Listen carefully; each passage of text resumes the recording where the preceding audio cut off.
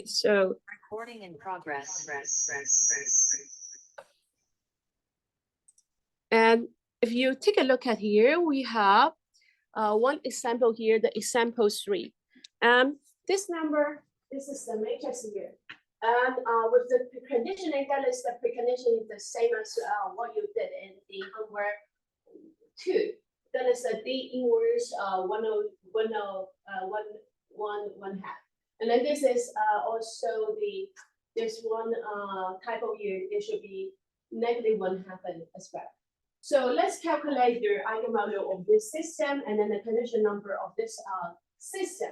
So we are going to calculate the eigenvalue conditional number for the A, and we also calculating the eigenvalues and condition number for this precondition matrix here. So let's see. So for the eigenvalues of A, you don't need to know the how to do the coding here. At this moment, maybe I will ask you to do the coding after the class. So here, if you go to the, you can use the Python or MATLAB to calculate it. And then the eigenvalues of A is pretty large, and then the range is, they are very different from each other. And then it's 760, and then this number is quite small, and then this one is just A. The magnitude change a lot, right, for the A, the eigenvalue of A. But when you do the precondition matrix with this one, with the D inverse 1/2, and then you will see the eigenvalues change to some things very close to 1, except this one. This one is the outlier. But they are pretty close to 1 for the eigenvalues of the precondition matrix. And this is just one thing about this matrix. And if you calculate the condition number, I think the Python also has this package to calculate the condition number for the A. You can do a little bit search on the internet or ask the check it. And so for the condition number of A, and then you will see this number is way bigger than 1. But if you go to take a look at the precondition number here for the condition number for the precondition matrix, and then it's going to 16 something. It's better than the original matrix, but it's still not very close to 1 compared to the other cases. But this one is better than this one. So which means that if you want to, you use the precondition matrix to calculate the result to solve that linear system matrix, this matrix, the precondition matrix, could result it into a better approximations than the original matrix. So because we have a better conditions, well conditions matrix here, if you are using a D inverse D1 inverse 1/2 and then a D inverse 1/2, and then that one is better than the original one. Just look at the condition number. And that's one more things here. And then I would like to show you one more example. So this example is still using that matrix here. And then that's the same matrix we have in this example, A. And this is the A matrix, and then the B right here on the right-hand side. And the exact solutions, it looks like this. So these are just examples, and then you don't need to read the details here. But we have the A matrix, and then we have the B right here. And we have already learned several methods to solve the linear system. And then so this illustration, this example here, just give you different methods. And if we want to solve the methods if we want to solve this linear system with different methods, and we could see how many steps to we need, how many iterations do we need to get into the to get the satisfied result. So we have the Jacobi method, Gaussian-Seidel method, SOR, conjugate gradient, and practical gradient with the precondition one. If you take a look at the number of the iterations we need to get the convergent result, and then you will see the conjugate gradient with preconditions here is the best. We just need 4 steps, 4 iterations to get the converged number. And we just give this one, these are the result, the approximations result. They are pretty close to their exact result there. But let's take a look at the residue, the error. So we're not using the residue to estimate the error because the matrix is not quite good. And we have a bad condition number here, there. So we are going to, we have the exact solutions here. So exact solution here, and this is the approximations result. So now we are going to estimate, we are going to calculate the error of the approximations, and then we are going to take the infinity norm so that we can compare different method. And now you will see one thing here. This is the Gaussian Seidel, and then the Jacobi methods. If you take a look at the first 3 methods, and then you would find out that the SOR method is the best one because from the last quarter you will see the SOR method is an improved or updated versions of the Gaussian Seidel, right? And then the Gaussian Seidel is an updated version of the Jacobi, and then you will see the error here is greater than this one is greater than this one. But now for the conjugate gradient methods, you will see the things is a different case. This one, okay, this one is good. It's still good, but let's see. Oh, the Jacobi is good. Why? I don't know. But oh, because it has more iterations here. But here, if you take a look at the conjugate gradient methods, the conjugate gradient methods is 0.006, and then it's this number is good, but if you take a look at the precondition one, and then we have a smaller error here. And that's the things. So we would, for most of the case, and then if you want to use the conjugate gradient methods, we would use a preconditioning as well. We would not just apply the conjugate gradient methods to that original matrix. And then for the usual spread test, we would use some preconditioning here. And how to choose the precondition matrix? And one way is to choose the D inverse and then doing the power 1/2. And then that is one way to do it, but that is not the usual, the practical way to choose it. And the practical way to choose it is something related to the Cholesky factorizations. So people would just go to get the Cholesky factorizations of the A, and then choose the L to be that preconditioning matrix. And there's some reasons about it, and then but you need to take a look at the paper. So we just give it, but you need, but for here, the idea is to making that condition number close to 1.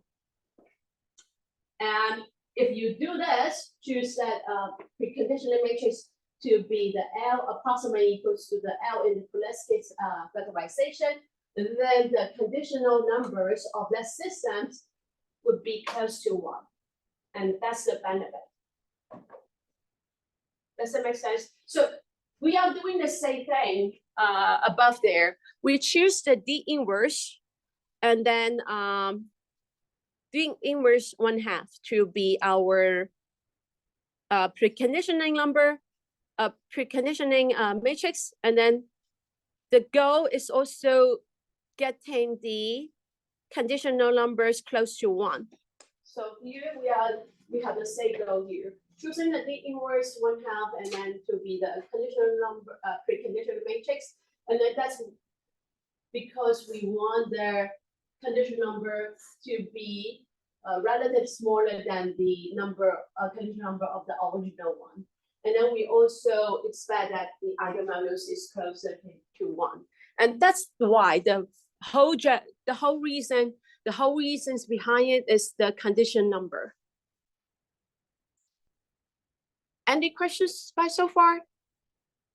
So I'm skipping the algorithm here, because the algorithm here is just weaving the, so here, this is the general idea to get the preconditioning. And then we are solving the A tilde X tilde equals to B tilde instead of solving the X, the original X with the conjugate gradient methods. But after you apply the conjugate gradient methods to solve this system and then get the X tilde, and then we will obtain the X by the C inverse transpose times the X tilde. And this is the whole idea. But the people find out that if you want to reduce your computational cost in the computer, actually people can weave the preconditioning matrix into the algorithm, but we can just get the approximations of the X throughout the process. Instead of getting the approximations of the X tilde, and then in this algorithm, it's getting the approximations of X throughout the algorithm. But how can we get this algorithm? And then you will take a look at the textbooks for the derivations, and it's something above this table here in the textbook. But I'm just skipping how to get that algorithm here, and then you would, if you are interested in that, and then you can take a look at the textbook. But this is too much for our class, so I'm skipping this one. And any questions right so far? This is all the things about the conjugate gradient methods. We have the conjugate gradient method, steepest descent or gradient descent one. And then we mentioned that the gradient descent has a low slope convergence. So that's why we have the conjugate gradient methods. And then the conjugate gradient methods has one better performance when we are doing some rounding here, and then that's why we are going to do some preconditioning. And a lot of time when people apply the conjugate gradient methods, by default, they are doing some preconditioning to the matrix as well, because we want a better convergence result. That's all about the conjugate gradient methods. And then the next time, we are going to get the approximations of the eigenvalue. And that's another chapter. So take your time and then to review some linear algebra knowledge. And next time we are going to use a lot of linear algebra knowledge in the derivations of the eigenvalue approximations. Question. I know you have a lot of questions. Do you have any questions? This part is so difficult. So homework that's due today. Do we have to? Is it okay for this code? Yeah. You say the question here. Number 2. I think I know that to do it by hand. Yeah, I'll just calculate it by hand because I will also ask you to do something similar in your exam, but not coding. Yeah. So no coding. No coding. But for this week, I'm going to ask you guys to form a group and then do the coding homework. It's just about conjugate gradient. So just implement conjugate gradient. Implement conjugate gradient. Yeah, but in groups, in group of groups.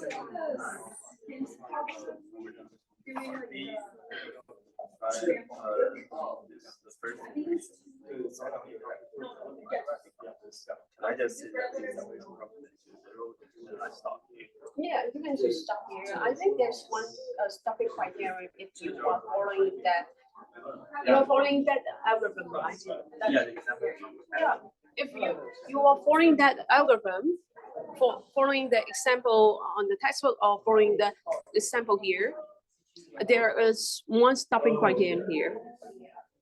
The V letters norm is smaller tolerant, and then you stop. Yeah, but we do not set the tolerance in The tolerance you cannot you can just like a lot of time because this one is a simple case. It's a 2 by 2, right? Yeah. You don't need to set the tolerance because the V is already equal to 0.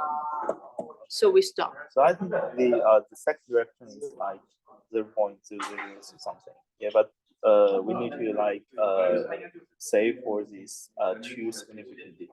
So I think this is still two significant digits. That is very close to 0. So I was wondering I can stop here. Like it's I don't almost think you need to. You. What is the number here? it's the second direction, like after 0. Yes, you can set your tolerance. I believe.